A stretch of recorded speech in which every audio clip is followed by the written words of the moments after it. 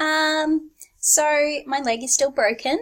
So I'm not at school today because I can't walk yet. So that seems like a pretty good excuse not to be there. But me being me, I can't just kind of let you do your own thing and study. So yeah, so what I've gotten you to do is to do some reading and then watch these little clips. And as you watch the little clips, hopefully that kind of, you can go back while you're watching the clip and kind of deconstruct what you've read and make sure that you kind of picked up all the things that I want you to pick up. So, yeah, cool. So let's just zoom back to the text. So you should have the text alongside you, so your version of the text. And then I'm going to have this one. So I've gotten this from a website. So if you haven't got yours here with you, then you can follow along with this.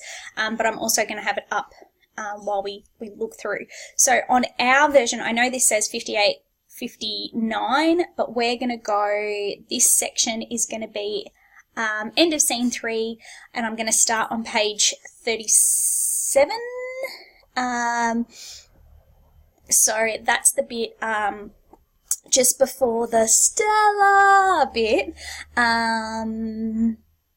Yeah, and we're going to just kind of be pulling that bit apart because I know that we finished last term by reading that bit, but we really didn't get time to kind of deconstruct it and really kind of understand what it was that Tennessee was trying to achieve with it.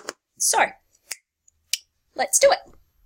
Okay, so I'm looking from page 37, and I'm looking from the bit where it says, Stanley says, Stella, there's a pause, my baby doll's left me. So that is, there, here it is. Stanley, there's a pause, my baby doll's left me. Now, what you'll notice a lot in this part of scene 3 is the way that Stanley talks about Stella. It's incredibly intimate, and it's very clear that there's love there, you know, like it's not like he feels no emotion for her. The emotion is really real and very raw, but he uses this kind of really intimate term, but also like infantile, this really infantile word, baby doll, and he refers to her multiple times as my baby doll. So here he says, my baby doll's left me, and then a little bit further he says, I'll keep ringing until I talk with my baby. And then further down he says, I want my baby down here. And this is all referring to Stella. So that's really interesting, that he infantilizes her like that. Infantilize means like, treats her like a child, or thinks of her like a child. And it's even more interesting because in this moment, Stanley is really acting very infantile himself, in that, like, you know, it's kind of like almost he's having a tantrum, you know, where, so like Eunice is saying to him, like, go home, go back to bed, like, you're too drunk, whatever, and he's kind of standing at the bottom of the stairway yelling up at her, you know, Stella, you know, and, you know, telling, Eunice is saying, you know, go back to bed, you know, quit that howling, go back to bed. I want my baby down here, Stella, you know, and he's kind of acting very infantile in himself. So I think that is really interesting that we get this portrayal of infantile behavior from Stanley, that he is, you know, acting kind of like a spoiled brat, yeah. The other thing that I think is worth noting is there's a bit in the stage descriptions here where it says, finally, Stanley stumbles half-dressed down the porch and down the wooden steps to the pavement, blah, blah, blah. There, he throws his head back like a baying hound and bellows his wife's name. Okay? That's really interesting because a lot of the description around Stanley is about animalistic. And sometimes it's animalistic in a way that's like sexualized. And certainly in this scene, it's kind of a mix. A baying hound, we're kind of picturing him like throwing his head back and throwing his chest forward and remembering that he's not wearing a top at this stage, like he's ripped his shirt off. So it's supposed to be kind of, like he's like primal, he's like an animal. And certainly Tennessee wants us to kind of see that in a way that has kind of like erotic kind of undertones to it, but also that it's kind of quite dangerous and at times quite primitive or infantile in its behaviour. That, it's kind of a blessing and a curse sort of scenario. Okay? All right. Turning over the page. Let's scroll down. Okay, and then we have something that's interesting that's mentioned by Eunice where she says, where she's telling him to like shut up and go to bed, and she says, I hope they do haul you in and they turn the fire hose on you, same as last time. Do you see where my cursor is? For some reason it's not letting me highlight. So whatever. Same as last time, which tells us that this behaviour of Stanley and Stella is a repeated behaviour. This is something that they've done before. This is like classic Stan and Stella, which, gives us a real indication about their relationship. Again, we have another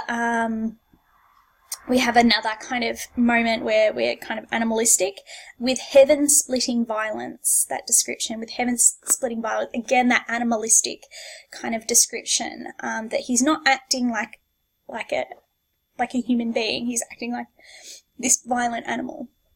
And then it's followed up so after that moment where they've kind of, where Stan's been like bellowing for her, she comes down and they meet together. Then they come together with low animal moans. Okay?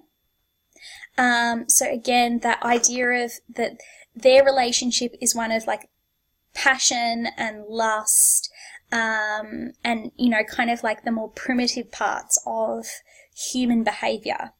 That lust, that animal need.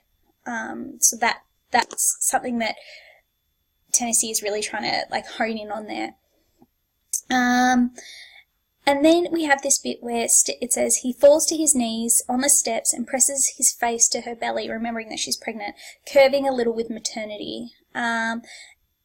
He snatches the screen door open and lifts her off her feet and bears her into the dark flat. So I know, Alex, you're not a big fan of thinking that that what they have is like love, and yeah, okay, maybe it's not polite society love, but certainly there is deep need for each other there, that Tennessee is trying to communicate, that maybe they don't love in like a civilized way, but there is this deep emotion for each other. So that's kind of what he's saying in that moment. The other thing to notice in that stage direction is this description. Her eyes go blind with tenderness. That is not a mistake word. That is an important word, because Stella really is blind when it comes to Stanley. Her love for Stanley blinds her to everything else. And we see that particularly, obviously, at the end, that she chooses to be blind rather than see what's happened to her sister. Now, I think this bit tells us a lot. This next bit tells us a lot about Blanche. So Blanche goes running out after Stella when she realizes that Stella's gone back to the brute. And, you know, she has this conversation with Mitch, and it shows us a lot about Blanche. That Blanche, you know, so, where is it? Oh, it's a little bit different on my book, sorry. Where's my sister Stella?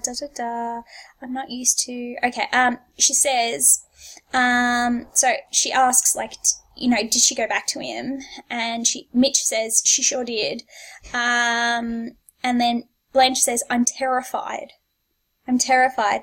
Now, one thing that we start to learn from Blanche more and more, and certainly as we go down this path of this story, we realize that Blanche does not understand the complexities of relationships. She doesn't understand the complexities of relationships, that you can fight but still love each other, that there isn't just a right way or a wrong way to do things, that things are complicated. And I think, actually, the more I thought about it, and this seems like a bloody obvious thing, but anyway. So Blanche's name, Blanche means white, right? Blanche sees things in black and white. That things are either white, like her, and are correct or pure, or they're black, they're bad, they're wrong, right? That's how she sees the world. But the world of New Orleans is a world of colour, right? It's a myriad, it's you know, a rainbow. And that's not a world that Blanche really understands.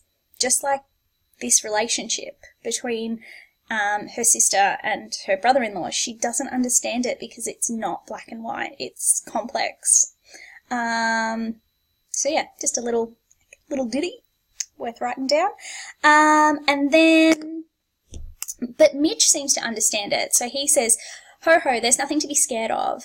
They're crazy about each other. So Mitch understands the complexity of their relationship, and, you know, that he understands that they are in love. And then he says, nah, it's a shame that this had to happen when you got here, but don't take it serious. That's really interesting from a feminist perspective. Like, if we were doing a feminist reading on it, the fact that everybody around them is so dismissive of the violence, the domestic violence, and especially someone like Mitch, who we're supposed to see as kind of like this sweet, kind of quite kind man, that he's even so dismissive of it,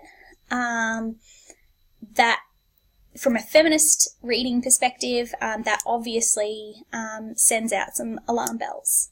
So definitely I would circle that and kind of, I don't know, put an F next to it or something so you can find it later. And then we go down a little bit more, and we have Blanche's first time where she says this, and it's kind of bittersweet, I think, this phrase where she says, thank you for being so kind. I need kindness now. And that tells us, I guess, very much a lot about Blanche, that she just needs someone to be kind to her, and to show a sense of empathy towards her. That's kind of what she's looking for, is just somebody to be kind to her. And that's why, obviously, Mitch is so attractive to her, because, you know, he's one of the few people who does kind of show her kindness. You know, because she's not dealing with this world that is not black and white. It doesn't make sense to her. So she's, you know, she's not coping. Okay, so that is the end of scene 3. So hopefully you've watched this and taken some notes. And yeah, okay, bye. I'll see you for the next scene. The next scene.